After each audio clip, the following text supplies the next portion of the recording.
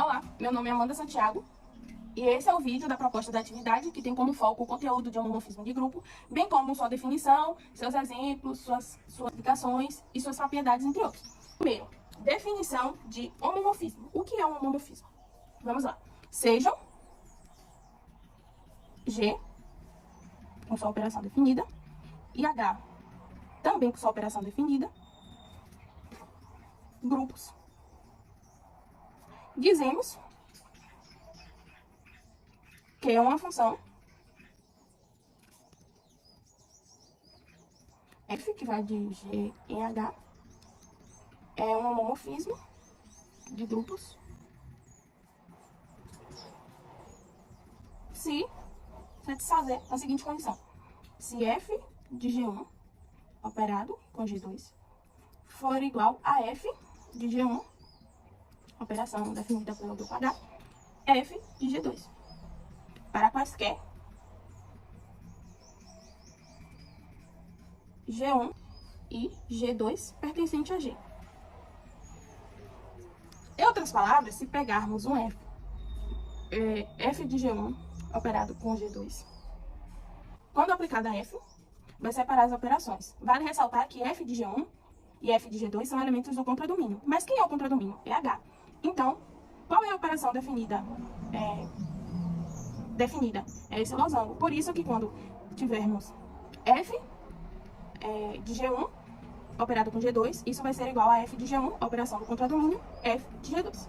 Para tentar exemplificar melhor, eu trouxe um exemplo de uma função para verificarmos se é um homomorfismo. Dado um grupo G com operação definida, a função f, que vai de G em G, dada por f de x igual ao neutro, para todo x pertencente a G, é um homomorfismo. Então, sejam x e y pertencente a G. Temos que f operado com f de x operado com y. Então, aplicando a f, temos que isso é um neutro. Mas o neutro a gente pode escrever como sendo um neutro operado com um neutro. Isso daqui é um elemento de f de x. E isso é um elemento de f de y. Então, isso vai ser igual a f de x operado com f de y. Logo, é um homomorfismo.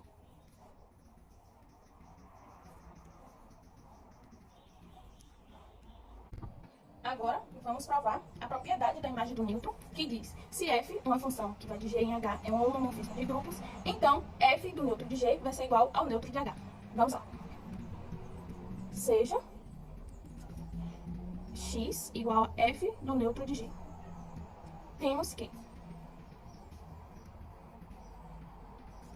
x igual a f do neutro de G. A gente pode escrever f do neutro de G como sendo f do neutro de G operado com o neutro de G. Pois isso daqui equivale à mesma coisa. Considerando agora que f é um homomorfismo. Então, quando a gente aplicando a f, a gente vai ter que f do neutro de G operado com f do neutro de G. Só que, lembrando que na definição de homomorfismo, essa operação aqui pertence a H, né? Que é a operação do contradomínio. Que o contradomínio, nesse caso, é o H. Então, como f do neutro de G é igual a x, então isso daqui vai ser igual a x operado com x. Disso, podemos concluir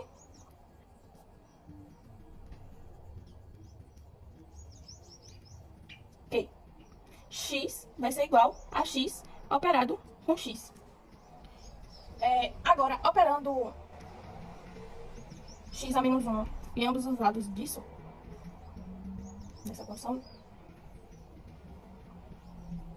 em ambos os lados, vamos ter que vai ser x operado com x a menos 1, que vai ser igual a x operado com x a menos 1. Isso aqui equivale ao neutro de H. Aí desse lado vai ficar x operado, mas isso também aqui equivale ao neutro de H. Então, vamos ter neutro de H. Isso daqui equivale a x. Então, mas quem é x? Que a gente denominou x é igual a f do neutro de G. Como por definição, x é igual a f do neutro de g, concluímos que f do neutro de g vai ser igual ao neutro de h.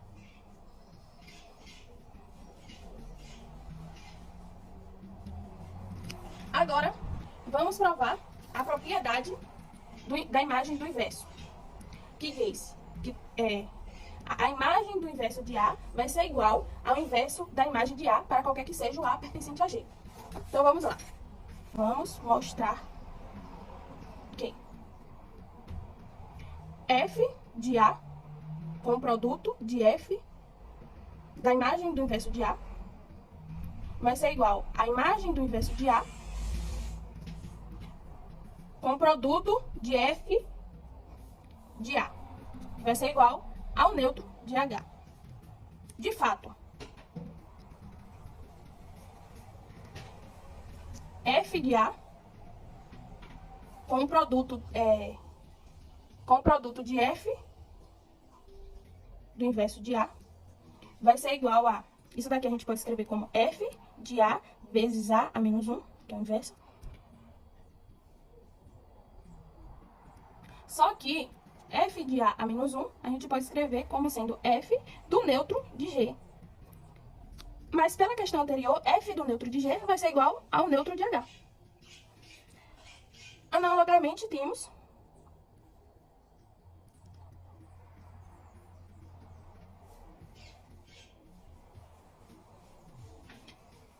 que f do inverso de A com o produto de f de A vai ser igual a f de A menos 1 vezes A, que isso daqui a gente pode escrever como f do neutro de G. Mas, como provado anteriormente, quem é f do neutro de G vai ser o neutro de H. Logo,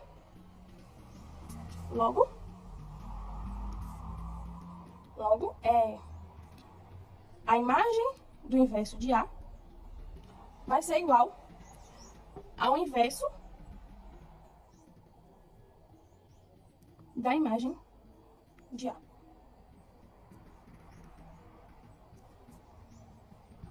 Oi, meu nome é Ana Livni e eu vou falar um pouquinho sobre o núcleo e a imagem de um homomorfismo.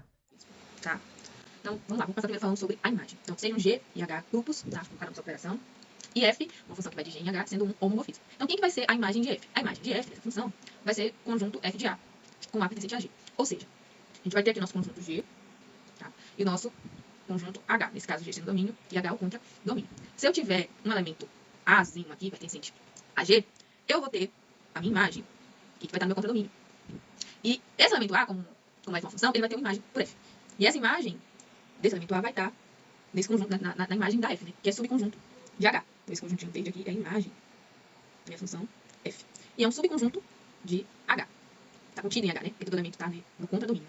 E o que a gente pode provar? Que a gente pode falar sobre a imagem de F. Ela não é só um subconjunto. A gente pode provar que a imagem da F, na verdade, ela é um subgrupo, né? De H. E a gente consegue provar isso. Então, bora lá. Provar. Então, para provar que é subgrupo, o que a gente precisa provar? Primeiro, neutro, né? Mostrar que, no caso, a imagem de F é diferente do vazio.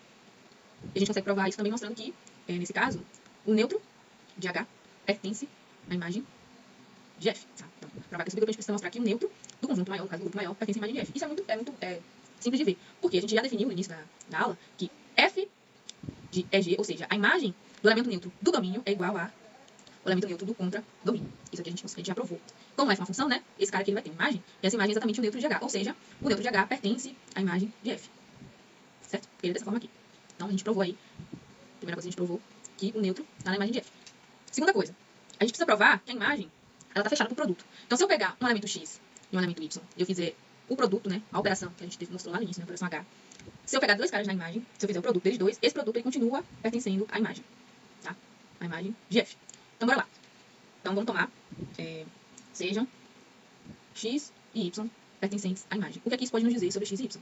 Ó, olhando aqui a definição, né, do conjunto, isso quer dizer que X vai ser da forma F de A e Y vai ser da forma F de B. Isso para algum, né, A e B pertencentes a G. Então, o que acontece se a gente fizer o produto, né, a operação X operado com Y? O que é que isso vai ser? Isso vai ser f de A operado com f de B. Mas vejam só, a gente tem por hipótese que f é um homomorfismo. Então, se f é um homomorfismo, a gente consegue, esse produto que é separado, a gente consegue juntar esse produto com a operação de G, tá?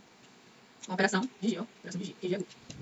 Então, por que a gente concluiu? A gente concluiu que esse produto aqui, que pertence à imagem, desculpa, esse produto de dois elementos que pertencem à imagem, ele é dessa forma. E que, portanto, esses carinhas aqui, eles pertencem à imagem de F, tá? Eu tenho esse produto aqui, ele continua pertencendo à imagem de F, sendo dessa forma. A gente já conseguiu provar aqui a segunda coisa, que é fechado para o produto, para a operação. Então, vamos provar aqui agora a última coisa. A gente precisa provar que é fechado para inverso. Todo mundo que está na imagem tem inverso também. Então, bora lá. Vamos falar um pouquinho agora sobre núcleo e imagem de um homomorfismo, tá? Então, vamos lá. Vamos começar primeiro falando sobre a imagem. Então, sejam G e H grupos, tá? No parâmetro da operação. E F, uma função que vai de G em H, sendo um homomorfismo. Então, quem que vai ser a imagem de F? A imagem de F, dessa função, vai ser conjunto F de A, com A pertencente a G. Ou seja, a gente vai ter aqui o nosso conjunto G, tá? E o nosso conjunto H. Nesse caso, G sendo domínio e H o contra-domínio. Se eu tiver um elemento Azinho aqui, pertencente a G, eu vou ter a minha imagem, que vai estar no meu contra-domínio. E esse elemento A, como F é uma função, ele vai ter uma imagem por F. E essa imagem desse elemento A vai estar nesse conjunto, né, na imagem da F, né, que é subconjunto de H. Então, esse conjuntinho verde aqui é a imagem da minha função F. E é um subconjunto de H. Está contido em H, né? Porque todo elemento está no contradomínio. E o que a gente pode provar? Que a gente pode falar sobre a imagem de F. Ela não é só um subconjunto. A gente pode provar que a imagem da F, na verdade, ela é um subgrupo, né, de H. E a gente consegue provar isso. Então, bora lá. Provar. Então, para provar que é subgrupo, o que a gente precisa provar? Primeiro, neutro, né? Mostrar que, no caso, imagem de F é diferente do vazio. E a gente consegue provar isso também mostrando que, nesse caso, o neutro de H pertence à imagem de F. Tá? Então, para provar que é subgrupo, a gente precisa mostrar que o neutro do conjunto maior, no caso do grupo maior, pertence à imagem de F. Isso é muito simples de ver. Porque a gente já definiu no início da aula que F de EG, ou seja, a imagem do elemento neutro do domínio é igual ao elemento neutro do contra-domínio. Isso aqui a gente já provou. Como F é uma função, né? Esse cara aqui ele vai ter uma imagem, e essa imagem é exatamente o neutro de H. Ou seja, o neutro de H pertence à imagem de F. Certo? Ele é dessa forma aqui. Então, a gente provou aí, primeira coisa que a gente provou, que o neutro está na imagem de F. Segunda coisa, a gente precisa provar que a imagem ela está fechada por produto. Então, se eu pegar um elemento X e um elemento Y, e eu fizer o produto, né, a operação que a gente mostrou lá no início, né, a operação H, se eu pegar dois caras na imagem, se eu fizer o produto deles dois, esse produto ele continua pertencendo à imagem. Tá? A imagem de F. Então, bora lá. Então, vamos tomar, sejam X e Y pertencentes à imagem. O que aqui isso pode nos dizer sobre X e Y? Ó, olhando aqui a definição, né, do conjunto, isso quer dizer que X vai ser da forma F de A e Y vai ser da forma F de B. Isso para algum, né, A e B pertencentes a G. Então, o que acontece se a gente fizer o produto, né, a operação X operado com Y? O que é que isso vai ser? Isso vai ser F de A operado com F de B. Mas vejam só, a gente tem por hipótese que F é um homomorfismo. Então, se F é um homomorfismo, a gente consegue, esse produto que é separado, a gente consegue juntar esse produto com a operação de G, tá? Com a operação de G, ó. Operação de G, que G é grupo. Então, por que a gente concluiu? A gente concluiu que esse produto aqui, que pertence à imagem, desculpa, esse produto de dois elementos que pertencem à imagem, ele é dessa forma. E que, portanto, esses carinhas aqui, eles pertencem à imagem de F, tá? Eu tenho esse produto aqui, ele continua pertencendo à imagem de F, sendo dessa forma. A gente já conseguiu provar aqui a segunda coisa, que é fechado para o produto, para a operação. Então, vamos provar aqui agora a última coisa. A gente precisa provar que é fechado para inverso. Todo mundo que está na imagem tem inverso também. Então, bora lá. Vamos mostrar, então, que para um dado X pertencente à imagem de F, tem um F.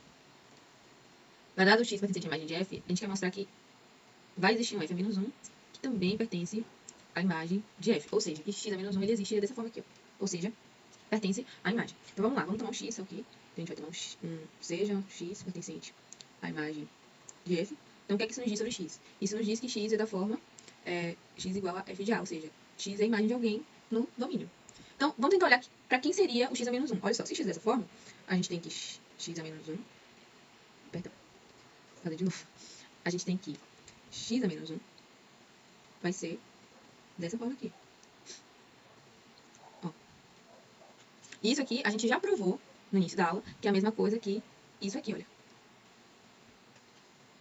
Logo, X a menos 1 é dessa forma, e, portanto, a gente tem que X a menos 1 pertence à imagem da F. E, ó, só a título de verificação, vamos fazer f de A operado com f de A a menos 1. Tá? Operação, estou pegando duas operações com imagens que pertencem ao domínio. Então, a operação que a gente vai fazer é a operação de H. Bolinha. Como isso aqui, como f é um homomorfismo, o que você tem? Você tem que isso aqui vai ser A operado com A menos 1.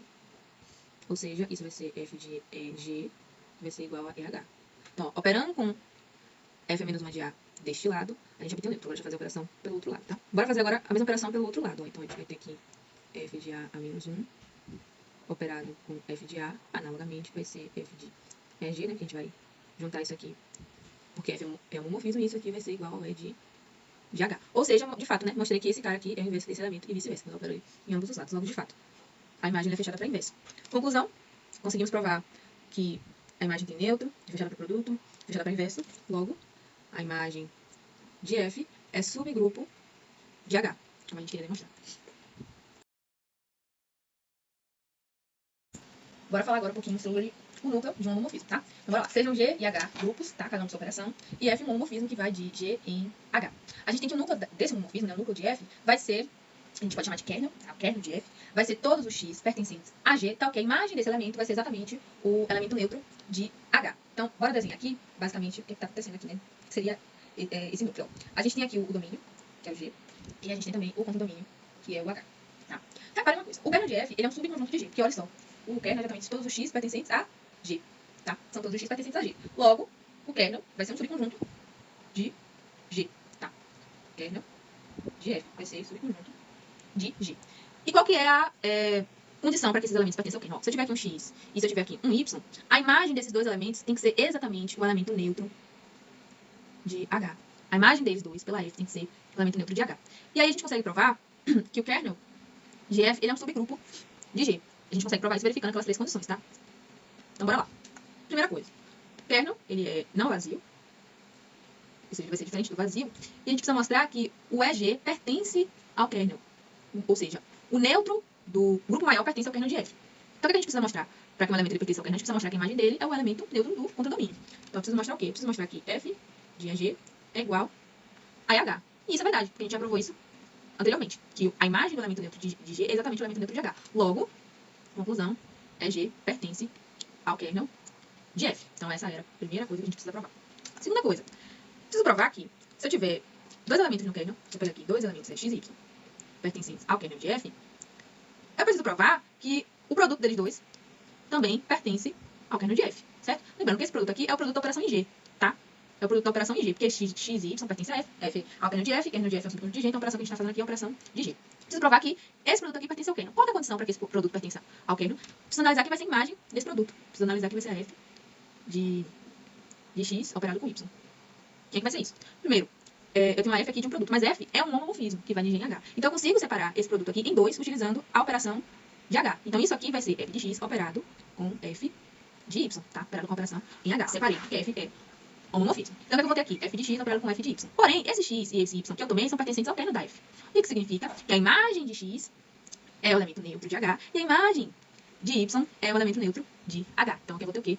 É H operado com H. Por definição de elemento neutro, eu sei que isso aqui vai me dar exatamente o elemento neutro de H. Então, o que eu provei? Que a imagem do produto de dois elementos pertencente ao kernel também é o elemento neutro de H. Portanto, o produto de dois elementos continua pertencendo ao kernel. Logo, é fechado para o produto. Segunda coisa aí que a gente precisava provar. Terceira coisa. Preciso provar que, para todo elemento pertencente ao kernel, eu preciso provar que x a menos 1 também pertence ao kernel. Então, eu preciso analisar o quê? Eu preciso analisar quem é a imagem desse cara, né? Porque eu preciso concluir que a imagem dele é o elemento neutro para que ele pertence ao kernel. Então, a gente vai fazer exatamente isso. Vai analisar a f de x a menos 1. A f de x a menos 1, a gente já viu, né, nessa videoaula, que é a mesma coisa que você ter, a gente vai construir aqui, a f de x menos 1. Correto? Só que, observe o seguinte. Eu tenho aqui a f de x, com x pertencente ao kernel. Então, por definição de kernel, a gente tem que a imagem de x pela f é o elemento neutro de H. Isso a menos 1. Porém, por definição, né, de elemento neutro, a gente tem que o inverso do elemento neutro é o próprio neutro. Então, isso aqui vai ser de H. Logo, eu mostrei que a imagem de x a menos 1 pela f é o elemento neutro de H. Ou seja, isso significa o quê? Isso significa que x a menos 1 pertence ao kernel de f. Logo, o kernel ele é fechado, né, para inverso. Não, todo mundo está no kernel, o inverso dele também está, porque o inverso dele pela f também é o neutro de H. Conclusão, consegui mostrar, né, tudo que o kernel é diferente do vazio, que o elemento neutro está lá, ele é fechado para o produto e que é fechado para o inverso. Logo, a gente conclui que kernel de f é subgrupo de G, como a gente queria mostrar.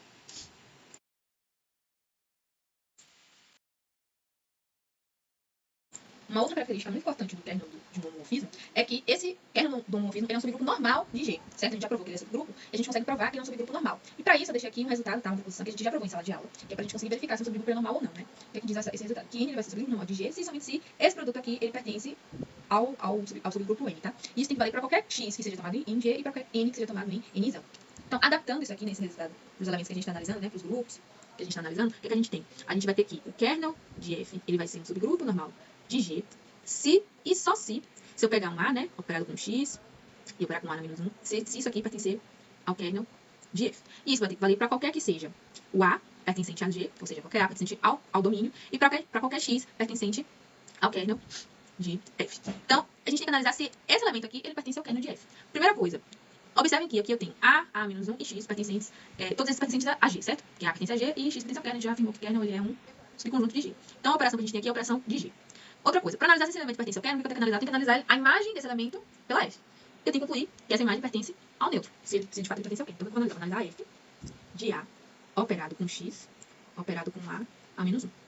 Tá? Tem que analisar a imagem desse elemento. F, por hipótese, é um homomorfismo. Então, eu consigo separar esse produto aqui com o produto de H. Isso aqui vai ser F de A operado com F de X, operado com F de A menos 1. Tá? E é esse X que a gente tomou. Esse X que a gente tomou é um X pertencente ao kernel. Logo, a imagem de X é o elemento neutro. Então, o que a gente vai ter? A gente vai ter F de A operado com neutro de H, operado com F de A menos 1. Por definição de neutro, esses três elementos aqui, só para lembrar, estão em H, tá? Que a gente está operando. Porque já aplicou o homomorfismo. Então, por definição de neutro, esse elemento aqui operado com qualquer elemento de H vai ser o próprio elemento. Então, a gente vai ter F de A operado com F de A menos 1. Da mesma forma que a gente consegue utilizar a definição de homomorfismo para separar, né, esse produto eu consigo utilizar também a definição de homomorfismo para juntar esse produto aqui, né? Então, isso aqui, utilizando a definição de homomorfismo, vai ser F de A operado, a operação de G, com A menos 1. O que eu vou ter aqui? Vou ter um elemento operado com seu inverso. Isso, por definição, vai ser o neutro, né, de G, que A pertence a G. E também a gente já viu que a imagem do elemento neutro de G pela F vai ser o elemento neutro de H. Conclusão, conclui que a imagem desse produto aqui, ó, tá dando quem?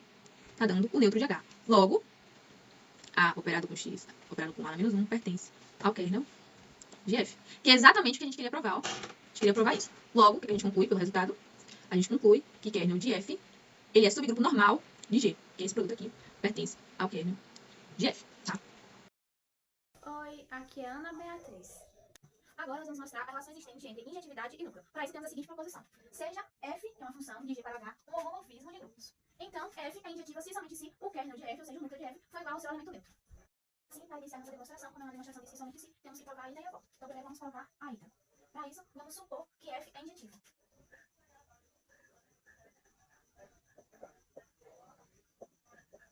Assim, temos que, se X for diferente do elemento neutro de G, então, se X for diferente do elemento neutro de G, as imagens também serão diferentes. Então, F de X vai ser diferente do F de G. Isso acontece porque nós estamos utilizando a definição de injetividade, onde pegando dois elementos distintos, eles terão imagens distintas. E isso aqui vai ser igual ao elemento neutro de H.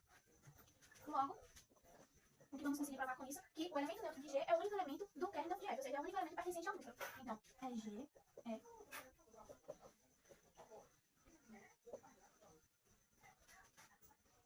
Assim, na saída, conseguimos provar que se é diferente do elemento neutro, então não está no núcleo. Assim, o único elemento do núcleo é o neutro. Agora que já provamos a ida, vamos provar a volta. Para isso, começamos supondo que o kernel de F só possui o elemento neutro.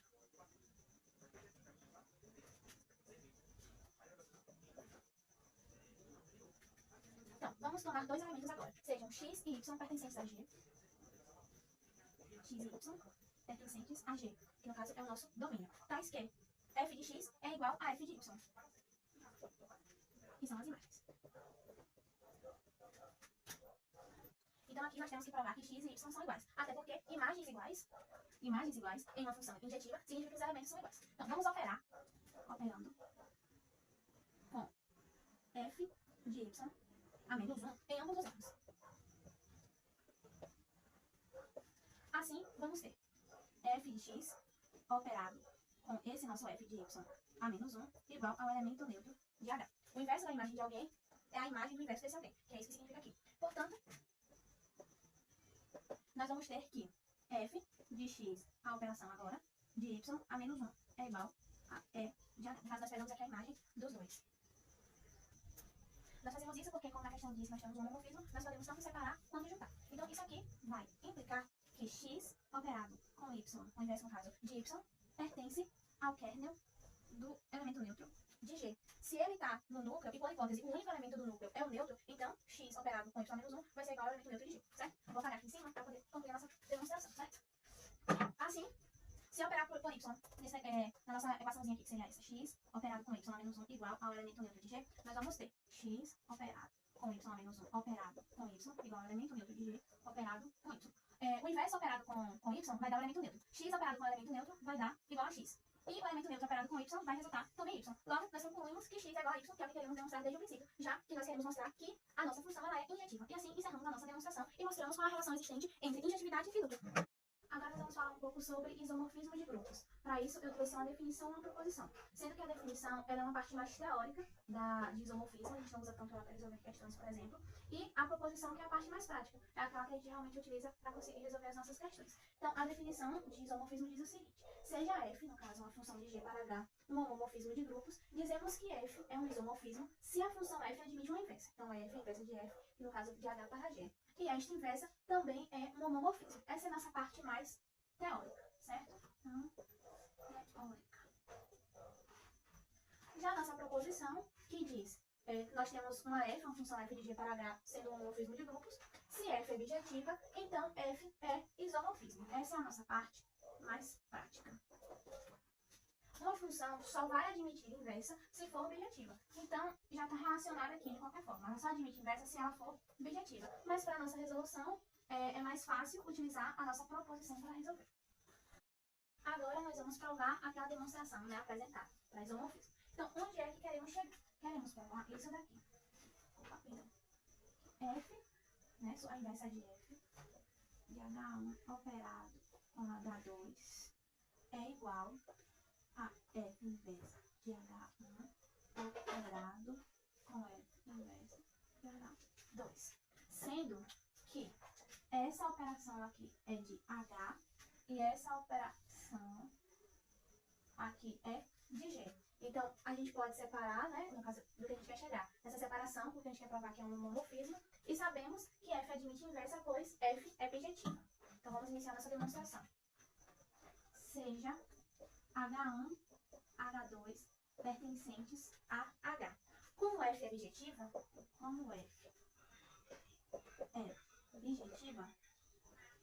vão existir únicos? Então, existem únicos.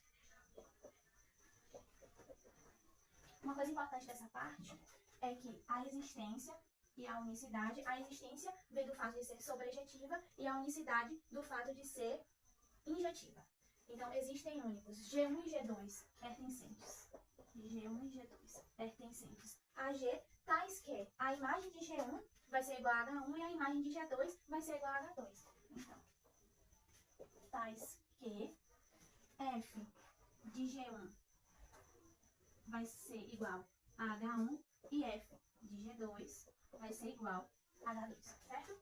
Assim, F de G1 operado com G2 vai ser igual a F de G1 operado com F de G2, que vai ser igual a H1 operado com H2. A gente vai poder fazer isso, pois, por hipótese, F é um homomorfismo. Então, a gente vai poder separar. A gente vai da seguinte forma.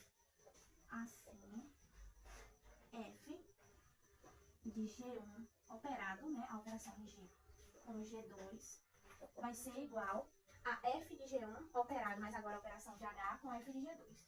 F de G1 operado com F de G2, que vai ser igual a H1 operado com H2. Pois a gente disse que F de G1 era igual a H1 e F de G2 era igual a H2. Então, como F é bijetiva, a gente pode dizer isso. Então, bijetiva, F a menos 1 de H1 operado com H2 vai ser igual a G1, operação de G1, operado no caso com G2, que vai ser igual a F a menos 1 de H1 operado com F a menos 1 de H2. Assim, encontramos que F a menos 1 separa as operações e podemos concluir que é um homomorfismo. Então, concluímos que é um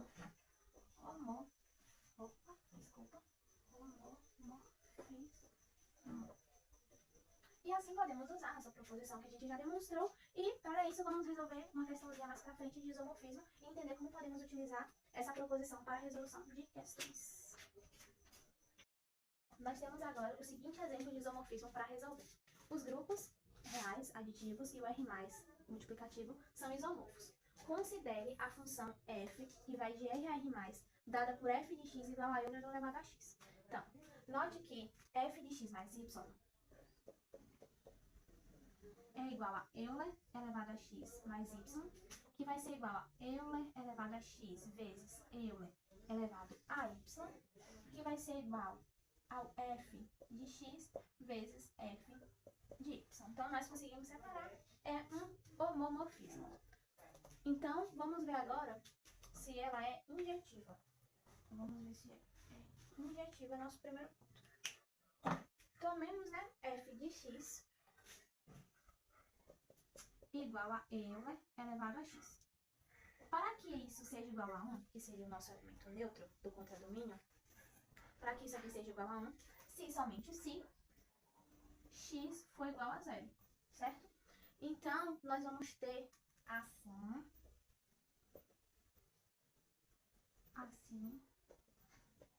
o nosso núcleo, kernel de f, igual ao conjunto, ao nulo, o que vai implicar que f é bijetivo.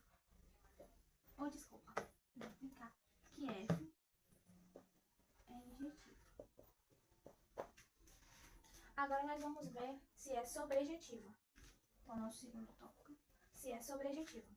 Dado um y0 pertencente a R+, dado um y0 pertencente a R+, temos que um f de Ln de y0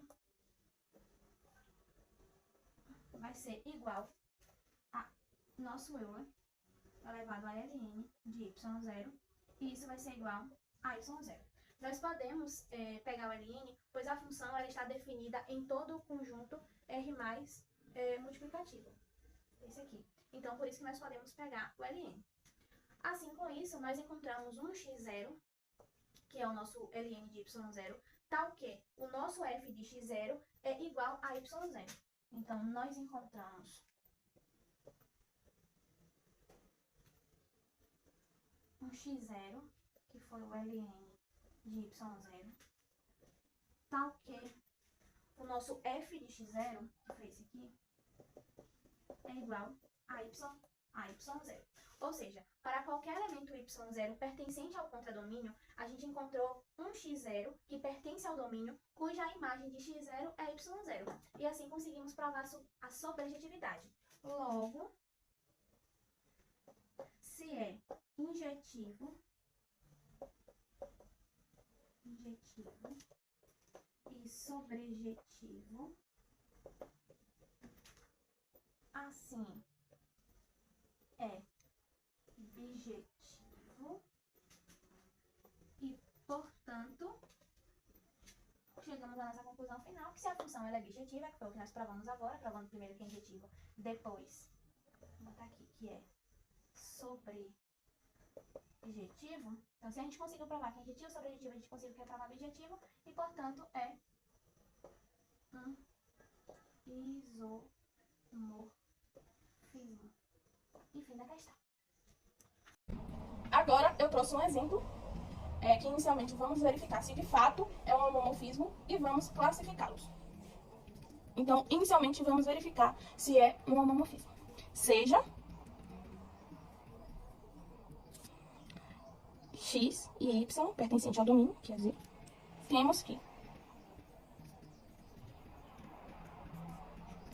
f de x mais y vai ser igual a x mais y, aplicando a f, né? Que isso vai ser x bar mais y bar. Mas o que é isso aqui? Isso é f de x mais f de y.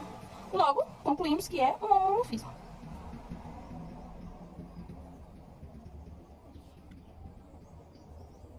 Homomorfismo. Sabemos que uma função é definida como epimorfismo se ela for sobrejetora. Então, vamos verificar se essa função é injetora é injetora e depois vamos verificar se ela é sobrejetora. Se for sobrejetora, significa que esse homomorfismo é classificado como um epimorfismo. Vejamos se F é injetora. Pelo resultado que já foi provado, pelo resultado, né, anterior, temos que F é injetiva se e somente se somente se o kernel de F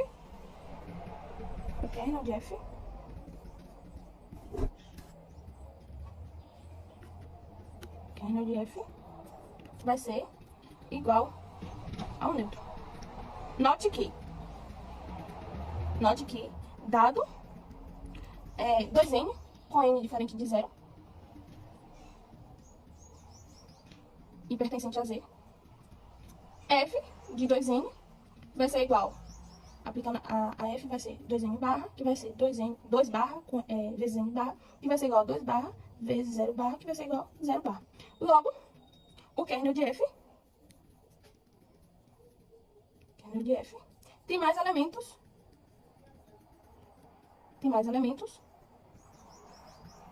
do que só o nulo, né? Do que só o elemento neutro.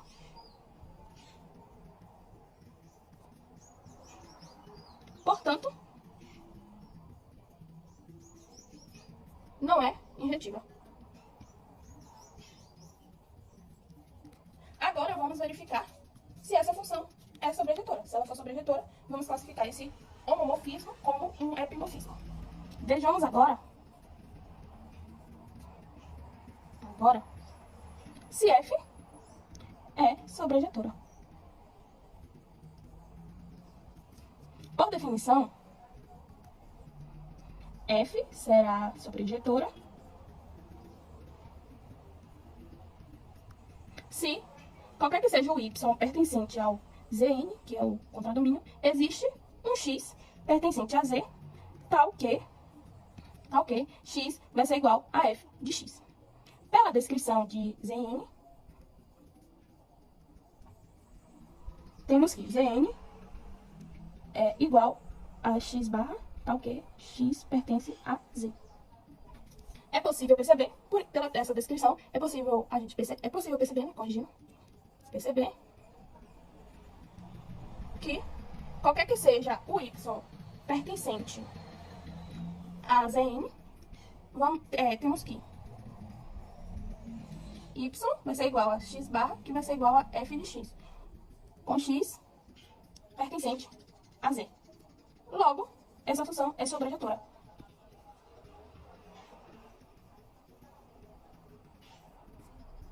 Sobrejetora. Portanto, esse homomorfismo é classificado como um epimorfismo.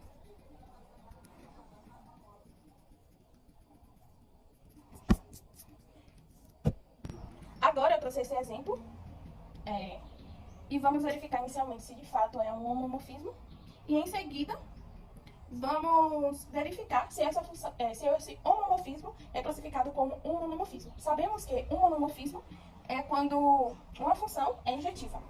Então vamos lá. Seja x e y pertencente ao domínio, quer dizer, temos que f de x mais y vai ser igual a 2 vezes x mais y, aplicando a f, que vai ser 2 vezes x mais 2 vezes y. Mas que é isso? Isso é f de x mais f de y. Logo, é um homomorfismo.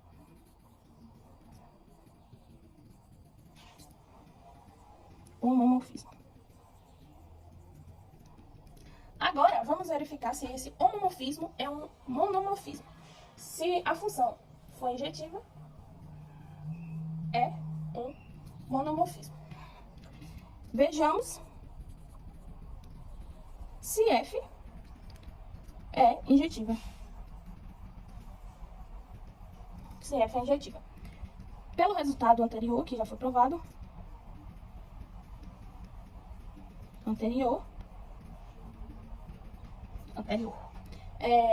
temos que F é injetiva se e somente se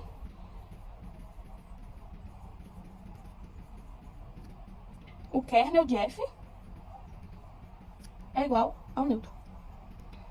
Por definição, o kernel de F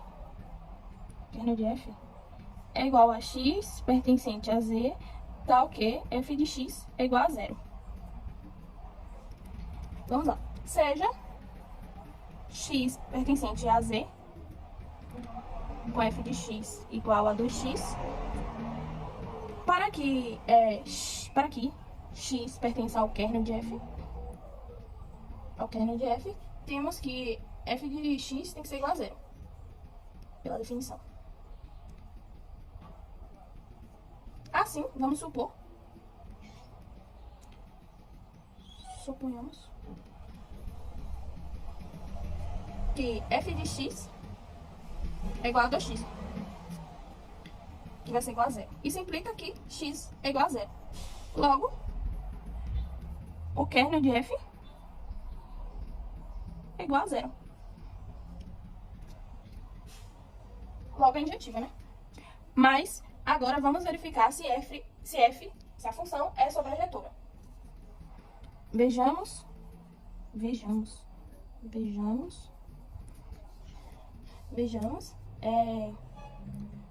agora se a função é sobrejetora. Por definição, f será sobrejetora se, para qualquer que seja o y pertencente a Q, existe um x pertencente a z, tal que y vai ser igual a f de x. Assim, tomemos um y igual a 2/3, que é pertencente a Q. Logo,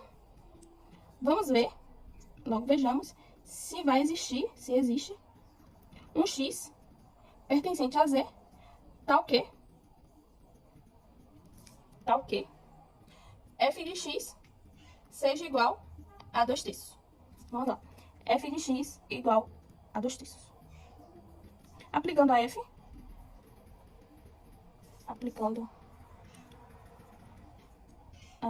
temos que vai ser f de x igual a 2x, que vai ser igual a 2/3. Então, 2x igual a 2/3 implica que vai ser x igual a 2/3, passando ao 2, dividindo, né? Isso aqui vai ser 1/3, que isso não pertence a z.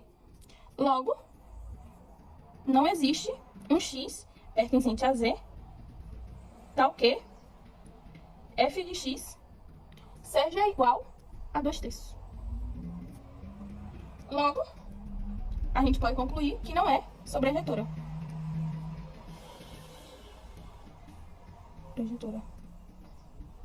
Mas provamos que f é injetiva, o que implica que é um homomorfismo. Logo, f é injetiva, o que implica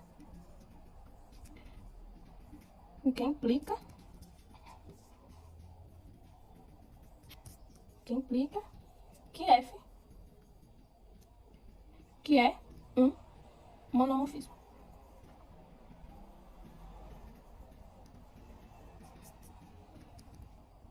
A gente já mostrou as definições e propriedades relacionadas a homomorfismo de grupos, incluindo o isomorfismo de grupo. Mas, falando um pouco sobre o isomorfismo, será que a gente consegue ver ele acontecendo de forma prática entre grupos? Será que a gente consegue ver, né, de forma clara e explícita, o produto abrindo, juntando, de um, né, separando, juntando de um grupo para outro? Será que a gente consegue ver de fato essa birretividade, né, que existe de um grupo para outro quando existe o isomorfismo entre grupos? Será que a gente consegue ver exatamente quais elementos estão associados de um para outro? A gente consegue ver de fato esse isomorfismo e como ele acontece de forma prática entre grupos? Então, é isso que eu vou tentar te mostrar agora.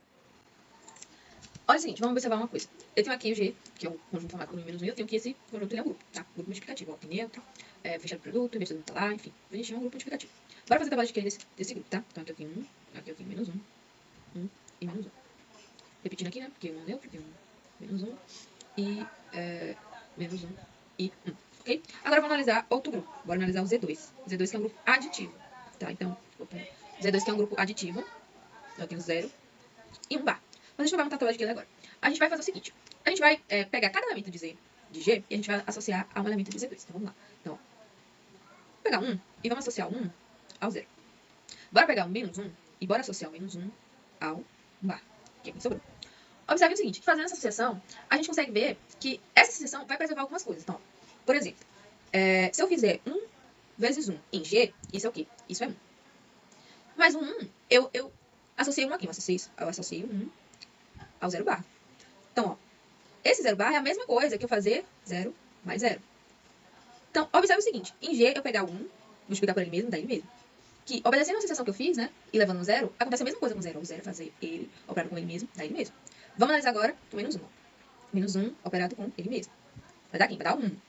Pela associação que a gente fez, aqui deu 1. Então, aqui no Z2, quando eu pegar o elemento que está correspondente ao menos 1, que no caso é 1, quando eu fizer 1 mais 1, isso aqui tem que dar quanto? Tem que dar 0, pela associação que a gente fez. Mas, de fato, 1 mais 1 é 2 barra, que é 0 barra. Então, funcionou muito bem. Eu tenho aqui, ó, associações que, observem, funcionam como funções. Porque, ó, se eu chamar de f, uma função que vai de G em Z2, essa função vai funcionar muito bem. Eu tenho todo mundo do domínio, associado ao contra-domínio. E mais, essa vai ser uma função, olha, bijetiva. E um homomorfismo. Porque, veja bem, que se eu fizer isso aqui, ó, f de 1, que vai ser f de 1? F de 1 vai levar em 0. E f de menos 1 vai 1. E observe que funciona exatamente como um homomorfismo. Porque, ó, se eu fizer f de 1 vezes 1, o que vai ser isso? Isso aqui é operado em G. Isso aqui vai ser f de 1. Quem é f de 1 pela associação que eu fiz? Isso aqui é 0. Que é a mesma coisa que eu separar essa operação, ó, em Z2, ó. Que é a mesma coisa que eu fazer f de 1 mais f de 1. Então, o que foi que eu consegui fazer? Eu consegui pegar uma função, a função aqui, produto, no domínio e consegui separar com a operação no contra-domínio. E o mais legal disso tudo é que, olha só, eu consigo montar a tabela de Cayley de Z2 usando apenas essas associações que a gente fez. Bora lá, olha. 1 vezes 1. Quem eu chamei de 1? Chamei o 0. Então, aqui eu vou botar a operação de mais. Vou botar o 0, vou botar o 1. Então, ó. 1 vezes 1, isso dá quanto? 1. 1 que é quem? 0. De fato. 0 mais 0, 0. Bora aqui agora. Menos 1 vezes 1, isso dá menos 1. Menos 1 que eu chamei de quem? De 1. Mesma coisa aqui, olha. Se eu fizer 1 vezes menos 1, isso dá menos 1. Mais, eu chamei menos 1 de quem? De 1. Então, isso aqui vai dar 1 barra. Verifica. Se eu fizer 1 barra mais 0, isso vai dar 1 barra. Então, mesma coisa, menos 1 vezes menos 1 dá 1. Eu chamei de 0. Então, aqui vai ser o quê? O correspondente vai ser 0. E 1 mais 1 é 2 barra, 15 e 2 é 0 barra. Então, observe, eu consegui montar a tabela de Z2 utilizando a operação e os elementos de G. Consegui montar a tabela igualzinha com a operação de um grupo e com elementos de um grupo que é completamente diferente de Z2 e eu consegui fazer isso dar certo. Isso só foi possível graças a essa abjeção que a gente fez aqui através da F, graças a esse homomorfismo. Então, isso é tão legal, né, e importante no isomorfismo. É você pegar dois grupos completamente diferentes, distintos, com operações diferentes, inclusive, características diferentes, e você conseguir uma relação que vai preservar as propriedades dos elementos, de forma que o nome desse elemento aqui vire só um módulo e perca importância, porque a abjeção que a gente tem aqui, ela garante, ela vai funcionar. Ó, outras coisas que a gente consegue observar. A diagonal, olha, das duas tabelas é o elemento neutro. Então, ó, cada elemento aqui é o seu inverso e vice-versa. Várias outras coisas que a gente consegue observar que funcionam de maneira exatamente igual. Isso é que é tão legal sobre o isomorfismo. Também a possibilidade de você conseguir operar tanto em Z2 ou tanto em G ou qualquer outro grupo que seja isomorfo um ao outro é através dessa abjeção, né? E conseguir fazer essas operações. Então, essa é uma maneira aí mais intuitiva de conseguir perceber o que é isomorfismo entre grupos.